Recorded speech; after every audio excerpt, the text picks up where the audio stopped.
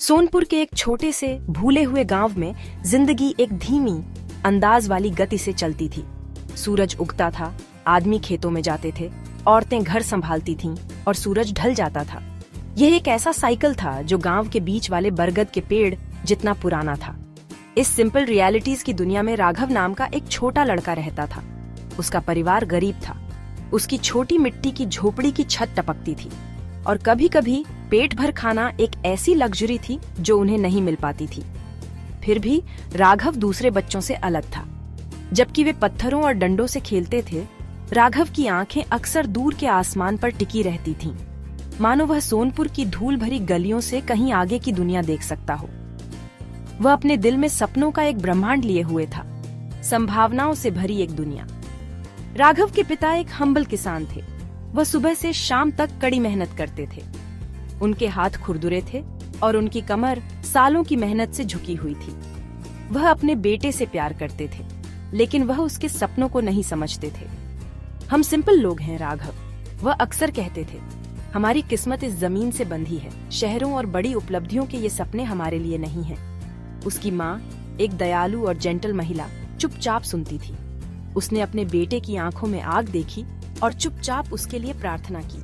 वह जानती थी कि उसका बेटा सिर्फ एक लड़का नहीं था, वह एक ऐसे गांव में एक होपफुल विस्पर था जो सपने देखना भूल गया था। वह एक छोटा बीज था जिसमें एक जायंट पेड़ बनने की क्षमता थी। गांव के बड़े बुजुर्ग राघव को एक ऑडिटी मानते थे। वे उसे घंटों बरगद के पेड़ के नीचे बैठे देखते थे, एक फटी हुई किताब में खोया हुआ जो उसे मिली थी। उसे देखो, वे आपस में फुसफुसाते थे, अपना सिर हिलाते हुए। वह किताबें पढ़ने में अपना समय बर्बाद करता है, बजाय इसके कि वह कोई यूजफुल ट्रेड सीखे। उसे पढ़ने से क्या मिलेगा?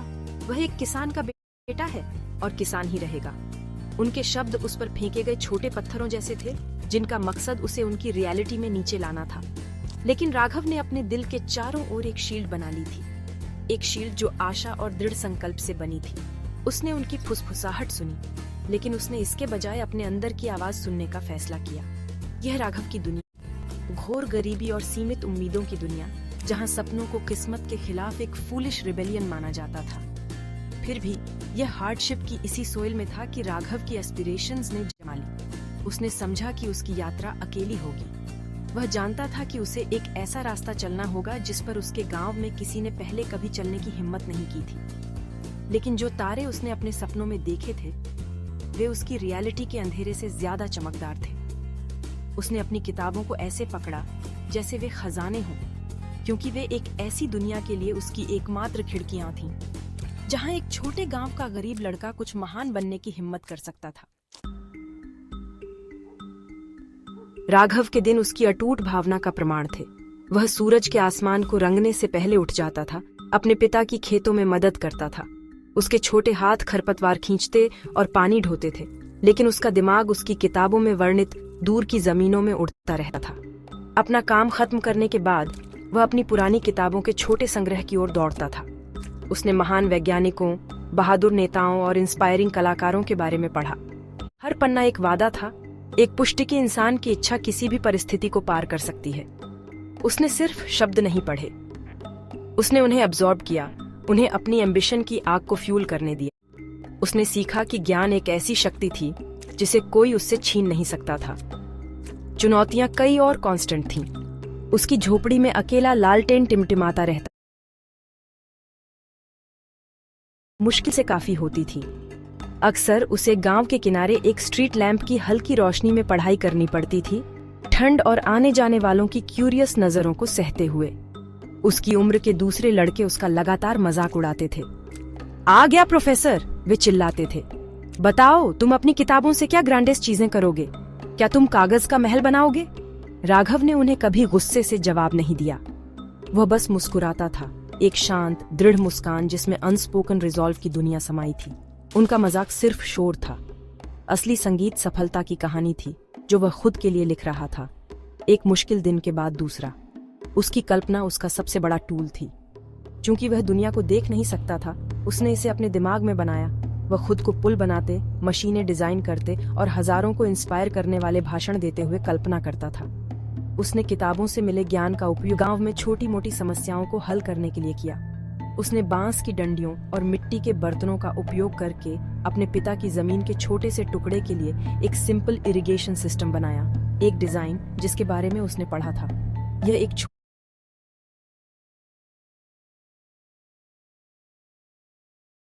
छोटी सफलता थी, लेकिन यह उसकी थी। इसने उसे साबित किया कि उसकी किताबों के विचार सिर्फ कहानियां नहीं थी, वे प्रैक्टिकल टूल्स थे जो दुनिया को बदल सकते थे, भले ही वह उसका छोटा सा कोना ही क्यों ना हो। यह छोटी जीत उसके कॉन्फिडेंस के लिए एक बहुत बड़ा बूस्ट थी। लगातार संघर्ष के बावजूद राघव ने कभी खुद को विक्टिम नहीं माना। उसने हर हार्डशिप को एक लेसन के रूप में देखा।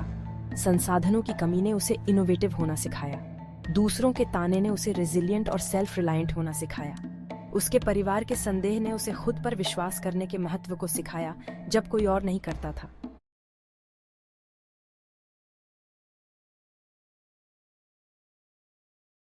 वह सिर्फ साइंस और हिस्ट्री जैसे विषय नहीं पढ़ रहा था, वह सर्वाइवल की कला और परसिवियरेंस के साइंस का अध्ययन कर रहा था। उसकी जिंदगी उसकी लैबोरेटरी थी और उसका सपना वह ग्रैंड एक्सपेरिमेंट था जिसे वह अटूट विश्वास और अथक प्रयास के साथ कर रहा था। वह अपना भविष्य बना रहा था, ईंटों और मोर्टार से नहीं, बल्कि पसीने, आंसुओं और एक अटूट इच्छा शक्ति से। एक दिन सोनपुर में एक ताजी हवा की तरह खबर आई। जिला शिक्षा कार्यालय सभी गांव के स्कूलों के लिए एक पब्लिक स्पीकिंग कंपटीशन का आयोजन कर रहा था। विषय था मेरे गांव के लिए मेरा सपना। गांव के हेडमास्टर ने सुबह की असेंबली में इसकी घोषणा की, लेकिन ज्यादातर छात्रों ने बस श्रग्ड किया। उनके लिए यह सिर्फ एक और इवेंट था, एक और चोर। लेकिन राघव के लिए यह एक थंडरक्लैप था। यह वह अवसर था जिसका वह इंतजार कर रहा था, एक ऐसा मंच जहां वह आखिरकार उन सपनों को आवाज दे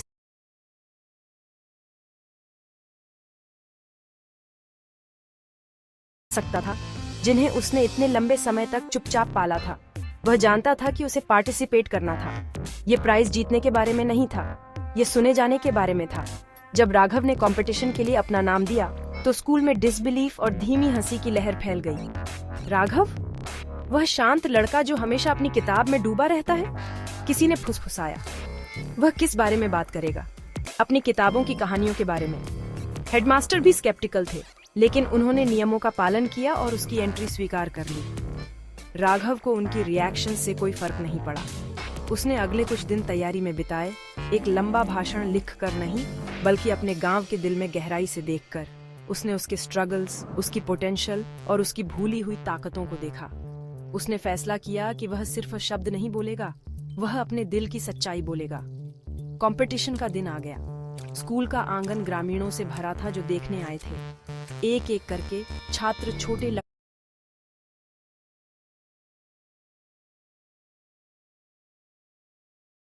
के मंच पर गए और साफ सड़कों और नई इमारतों के बारे में याद किए हुए भाषण सुनाए।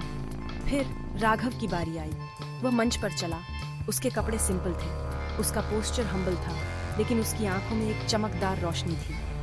उसने एक गहरी सांस ली और बोलना शुरू किया। उसकी आवाज साफ और स्टेडी थी। उसने इम्पॉसिबल वादों के बारे में बात नहीं की। इसके बजाय उसने उस शक्ति के बारे में बात की जो पहले से ही गांव में मौजूद थी, उसके लोगों की शक्ति। उसने किताबों से ज्ञान का उपयोग फार्मिंग को बेहतर बनाने, छोटे बिजनेसेस शुरू करने और हर बच्चे को शिक्षित करने के बारे में बात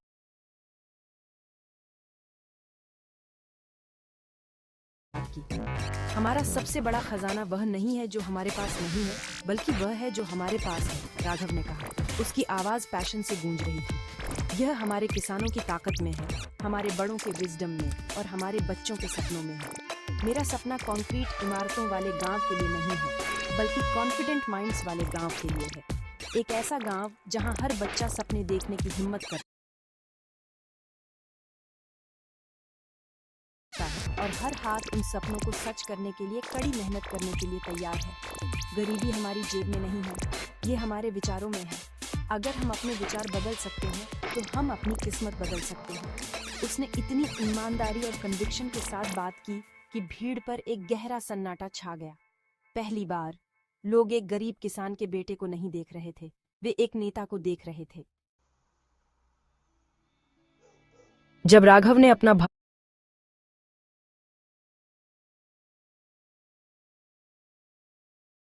भाषण खत्म किया तो एक पल के लिए स्टंट साइलेंस छा गया।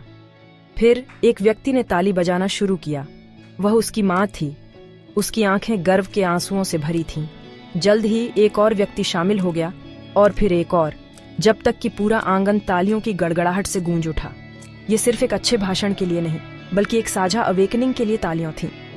शहर से आए जजेस साफ तौर पर भावुक थे। उन्होंने बिना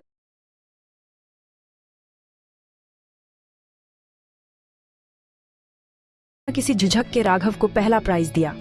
लेकिन राघव के लिए असली प्राइज उसके साथी ग्रामीणों की आंखों में दिख रहा था।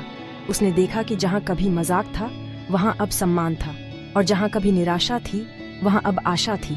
उसके शब्दों ने एक चाबी की तरह काम किया था, उनके दिमाग में एक दरवाजा खोल दिया था। राघव की जीत सिर्फ एक पर्सनल अचीवमेंट नहीं थी, ये सोनपुर में बदलाव के लिए एक कैटलिस्ट बन गई। गांव के बड़े बुजुर्ग जो कभी उसका मजाक उड़ाते थे, अब सलाह के लिए उसके पास आते थे।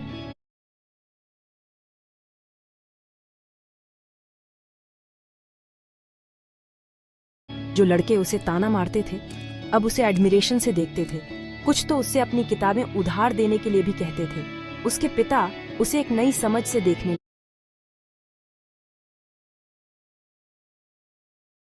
लगे, आखिरकार यह महसूस करते हुए कि उसके बेटे के सपने फूलिश फैंटेसीज नहीं थे, बल्कि एक बेहतर भविष्य के लिए एक पावरफुल विजन थे।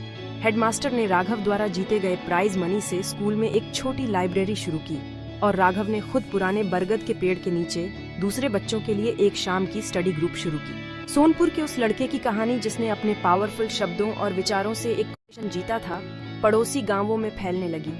लोग यह देखने लगे कि बदलाव के लिए हमेशा बहुत सारे पैसे या बाहर से शक्ति की जरूरत नहीं होती। यह एक अकेले व्यक्ति से शुरू हो सकता है, जो ज्ञान, साहस और खुद पर गहरे विश्वास से लैस हो। राघव इस सच्चाई का एक जीता जागता उदाहरण बन गया। उसने सभी को दिखाया कि आपका बैकग्राउंड आपके भविष्य को डिफाइन नहीं करता। वह आशा का प्रतीक बन गया, एक छोटा दीपक जिसकी रोशनी उन कई अन्य लोगों को रास्ता दिखा रही थी, जो अपनी परिस्थितियों के अंधेरे में खोए हुए थे। उसने साबित कर दिया था कि एक व्यक्ति का सपना एक समुदाय इंस्पिरेशन बन सकता है। अंत में राघव की कहानी एक सिंपल येट प्रोफाउंड लेसन सिखाती है। यह हमें सिखाती है कि हर बड़ी यात्रा एक अकेले कदम से शुरू होती है, और हर बड़ी उपलब्धि एक छोटे सपने से शुरू होती है। यह एक रिमाइंडर है कि कॉन्फिडेंस और कड़ी मेहनत हमारे सबसे पावरफुल टूल्स हैं। वे किसी भी ऑब्स्टेकल पर पुल बना सकते हैं और सपनों को रियलिटी में बदल सकते हैं। राघव की यात्रा अभी शुरू ही हुई थी, लेकिन उसने पहले ही सबसे महत्वपूर्ण जीत हासिल कर ली थी। उसने दूसरों को अपने सपनों की शक्ति में विश्वास करने के लिए इंस्पायर किया था, और यह किसी भी प्राइज या अवार्ड से कहीं ज्यादा बड़ी लेगेसी है। उसने अपने गांव और दुनिया को दिखाया कि सबसे सच्ची जीत उसे मिलती है जो सपने देखने की हिम्मत करता है।